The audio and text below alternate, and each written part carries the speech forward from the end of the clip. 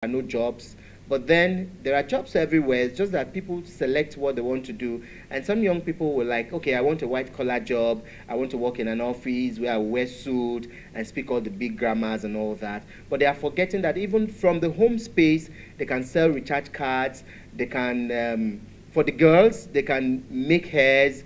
They can do tie and dye. So many opportunities are even out there in the home front they can use and get some money. But everyone is waiting for a white collar job or an 8 to 5 p.m. Job. So let's join Alhaji Zikirulahi as he talks with us on recession and unemployment. And then we come more and do the last segment of Shagalinko.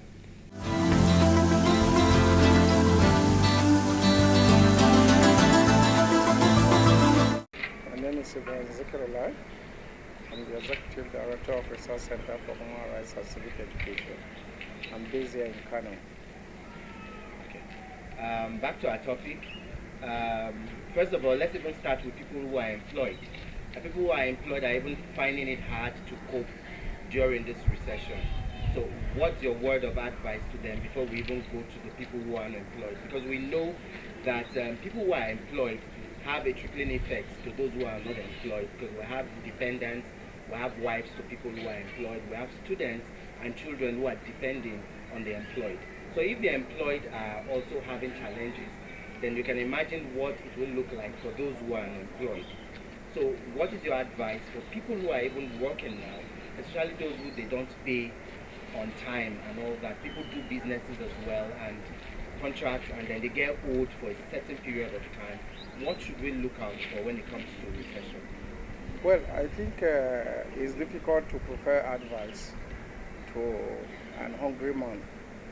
I would rather focus on advising the government on what to do, because the government is the biggest employer of labor in this country, and they are in charge of policy. They are responsible for whatever happens in the life of citizenry within the country. So from that context, I will say that recession, as we are currently witnessing in Nigeria, is not a new thing.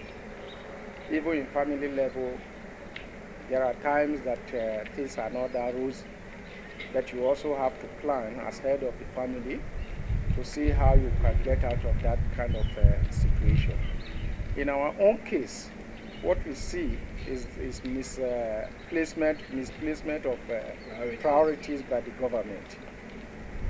No doubt that yes, the previous government may have stolen money. There are a lot of problems. They have bequeathed the equivalent, but the point remains that if Buhari government prioritized things very well, listen to public opinion, it should be able to direct the nation, and it will take time before the nation will get out of the economic woes. Take, for example, this year alone, the budget of the government is just 6.something trillion naira. We have 774 local government in this country. Take 774 billion, that is less than 1 trillion. Take 1 billion to each of the local government in this country and cite an industry based on the peculiarity of that local government. No industry, no matter the difficulty we are going through today, that is set up with 1 billion that will not employ between 200 to 300 people. So if you equate that by 774, and then next year go round again and put 1 billion in each local government, you will see that we are already headed to an industrialized nation. And everybody will be smiling. People will see the kind of change that people are talking about. Not a change that will make people to go hunger, not the change that will make people to be roaming the street, confused, not knowing what awaits them tomorrow. So for us, there are a number of programs that the government is setting up. But is this program touching the life of the people? The minimum wage in the country today is 18,000 naira. and a bag of rice is 21,000 naira. How do you equate that? So now, in some states, in most of the states, there are workers for years have not even taken a dime, not to talk of whether it will be enough or not.